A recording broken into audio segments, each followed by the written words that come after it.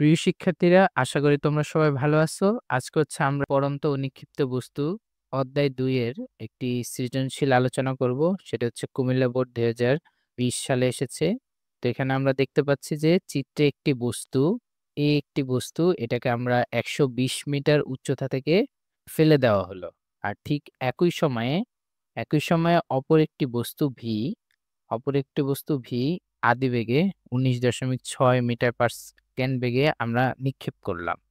আচ্ছা, তাহলে একটা বস্তুকে আমরা নিচে ফেলে দিচ্ছি আর একটা বস্তুকে আমরা উপরে নিক্ষেপ করছি। মধ্যবর্তী দূরত্ব ১২০ মিটার। এটা এসেছে কুমিল্লা বোর্ড ২০২০ সালে। এখানে আমাদের পড়ন্ত বস্তুও আছে, আবার নিক্ষিপ্ত বস্তুও রয়েছে। তাহলে প্রথম প্রশ্নটা দেখো যে ৩ সেকেন্ড পরে এই বস্তুটির বেগ নির্ণয় করতে হবে। তাহলে দেখো ৩ সেকেন্ড পর যদি আমাদের এই বস্তুটার বেগ ভি হয়, তাহলে চলো অ্যান্সার করি। ভি হলে কি হবে, যে ধরি ৩ সেকেন্ড পর শেষ বেগ ভি। তাহলে আমরা জানি শেষ বেগ V equal to U plus G T. তাহলে এখানে ইউ হচ্ছে আমাদের 0, যেহেতু স্থির বস্তু। 9.8 জি এর মান, আর টি এর মান হচ্ছে আমাদের ৩ সেকেন্ড। তো এটাকে যদি আমরা ক্যালকুলেট করি তাহলে পাবো ২৯.৪ মিটার পার সেকেন্ড। সুতরাং ৩ সেকেন্ড পর এই বস্তুটির বেগ, ৩ সেকেন্ড পর বস্তুটির বেগ ২৯.৪ মিটার পার সেকেন্ড। অঙ্কটা অনেক সহজ। আমরা পরের প্রশ্নটা দেখি যে ভূমি ছাড়া বস্তুদ্বয় মিলিত হবে কিনা। অর্থাৎ আমরা যে একটা বস্তুকে নিচে ফেলে দিচ্ছি আর একটা বস্তুকে উপরে ফেলে দিচ্ছি, তাদের এই ভূমি ছাড়া, মাটিতে তো অবশ্যই মিলিত হবে, এই বস্তুটা উপর থেকে নিচে আসবে আবার নিচে আসবে। কিন্তু ভূমি ছাড়া এই যে শূন্য স্থান, এই শূন্য স্থানের মধ্যে এই বস্তুদ্বয়ের মিলিত হবে কিনা। তাহলে চলো আমরা এটা কিভাবে করব। ঘ নম্বর প্রশ্ন, যে আমরা ধরে নেব, মনে করি টি সময় পর ভূমি থেকে এক্স উচ্চতায় ভূমি থেকে এক্স উচ্চতায় পি বিন্দুতে এই বস্তুদ্বয়ের মিলিত হবে। বস্তুদ্বয় মিলিত হবে, এটা আমরা ধরে নিলাম। তাহলে দেখো, যদি আমাদের এই যে বস্তু টি সময় পর এক্স উচ্চতায়, যদি আমাদের এইটুকু উচ্চতা এক্স মিটার হয় আর এটা হচ্ছে আমাদের পি বিন্দু, এই বিন্দুতে বস্তুদ্বয় মিলিত হবে, এটা আমরা মনে করি। তাহলে এখান থেকে ভি এবং পি এর মধ্যবর্তী দূরত্ব হচ্ছে এক্স মিটার। তাহলে এই আর পি, অর্থাৎ এই বাকি অংশের মধ্যবর্তী দূরত্ব হবে কত, টোটাল ১২০।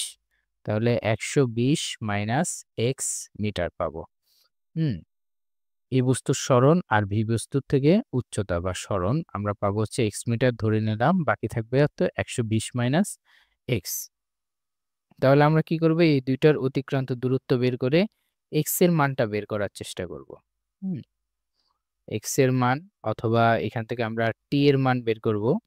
টি এর মানটা বের করার চেষ্টা করব, সেই টি এর মান থেকে আমরা এক্স এর মানটা বের করার চেষ্টা করব যে কোথায় মিলিত হবে। তাহলে আমরা শুরু করি।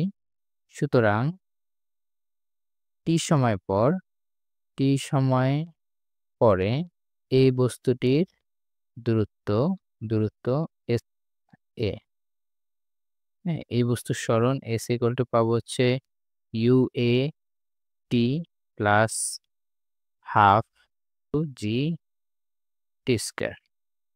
তবে দেখো, এখানে আমাদের এই বস্তুর আদিবেগ 0 মিটার পার সেকেন্ড, যেহেতু স্থির বস্তু, সময় আমরা জানি না। তাহলে এখান থেকে আমরা পাচ্ছি হচ্ছে 0 প্লাস হাফ জি টি স্কয়ার। আর এস এর মান কত, এই যে এস এর মান আমরা এখান থেকে পেয়েছিলাম যে এ থেকে পি বিন্দুর মধ্যবর্তী দূরত্ব ১২০ মাইনাস এক্স। তাহলে এখানে আমরা বসাবো ১২০ মাইনাস এক্স। তাহলে দেখো, এখান থেকে আমরা একটা সমীকরণ পাচ্ছি, ১২০ মাইনাস এক্স ইকুয়াল টু, এখানে যদি আমরা জি এর মান বসাই তাহলে পাবো 4.9 টি স্কয়ার। এটা ১ নম্বর সমীকরণ, এটা আমাদের ১ নম্বর সমীকরণ। পরেরটাতে দেখি আমাদের আমরা এ বস্তুর সরণ বের করছি, এখন ভি বস্তুর সরণ বের করব টি সময়ে। হুম তাহলে আবার t সময়ে v বস্তুটির অতিক্রান্ত দূরত্ব SV আমরা পাবো UVT। যেহেতু নিক্ষিপ্ত বস্তু তাই এখানে আমাদের মাইনাস চিহ্ন হবে, মাইনাস হাফ GT²। তাহলে দেখো এখানে v বস্তুর জন্য আমাদের কি আছে, UV, অর্থাৎ v বস্তুর আদিবেগ কত ছিল? v বস্তুর আদিবেগ আমাদের প্রশ্নে ছিল, উল্লেখ ছিল যে আমরা 19.6 মিটার বেগে নিক্ষেপ করব। তাহলে 19.6 মিটার পার সেকেন্ড আদিবেগ। v বস্তুটার সরণ আমরা ধরে নিয়েছিলাম x মিটার। তাহলে এখানে আমরা x বসাই, x পাবো হচ্ছে এখানে 19.6t মাইনাস হাফ 9.8t²। তাহলে এখান থেকে আমরা পাচ্ছি হচ্ছে x 19.6t মাইনাস 4.9t²। এটা হচ্ছে আমাদের দ্বিতীয় সমীকরণ। তাহলে দেখো আমরা প্রথম একটা সমীকরণ পাইলাম, এখন আবার দ্বিতীয় আরেকটি সমীকরণ পেয়েছি। তাহলে এই দুইটা সমীকরণ এখন কি করব, আমরা যোগ করে দেব।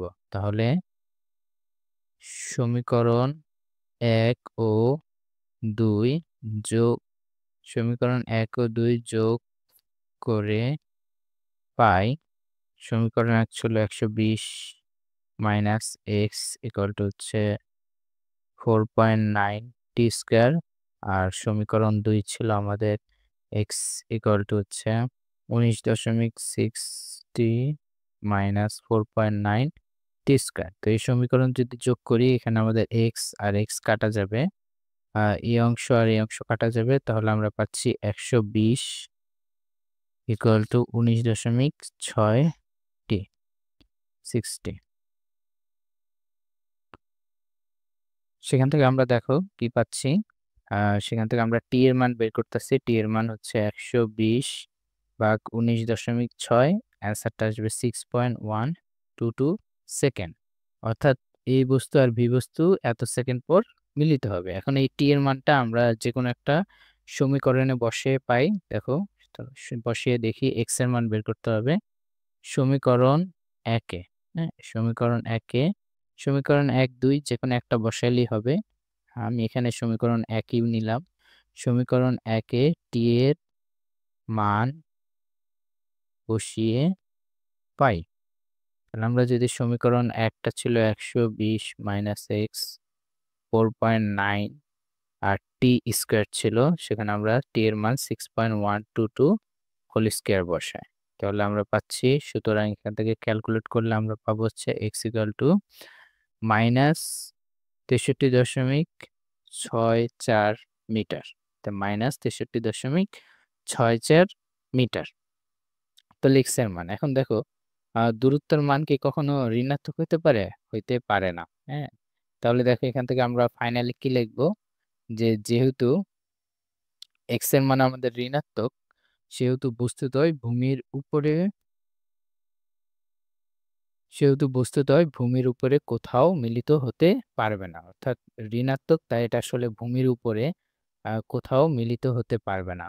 তাহলে ভি বস্তুটি আমাদের সর্বোচ্চ উচ্চতায় উঠবে, উঠে ভূমিতে ফিরে আসা পর্যন্ত সময়কালে এই বস্তুটি ভি বস্তুটির নিকট আসতে পারবে না, এর সাথে মিলিত হতে পারবে না। অর্থাৎ আমাদের ভি বস্তুটা আর এখানে হচ্ছে আমাদের এই বস্তুটা, এটা নামতে নামতেই ভি বস্তুটাই সর্বোচ্চ উচ্চতায় উঠে আবার ভূমিতে ফিরে আসবে।